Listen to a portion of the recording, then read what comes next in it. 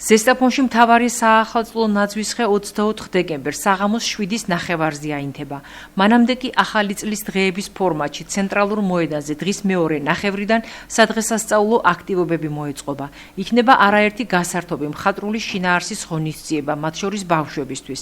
საინტერესო აქტივობა ელოდება ადგილობრივებს 31 დეკემბრის ღამესაც. 15 საათზე დაიწყება აქტივობები, არის ბევრი აქტივობა, საშობაო ბაზრობა, ადგილობრივი მეწარმეების გამოფენა, გაყიდვა, ბავშვებისთვის ბევრი სხვადასხვა აქტივობები,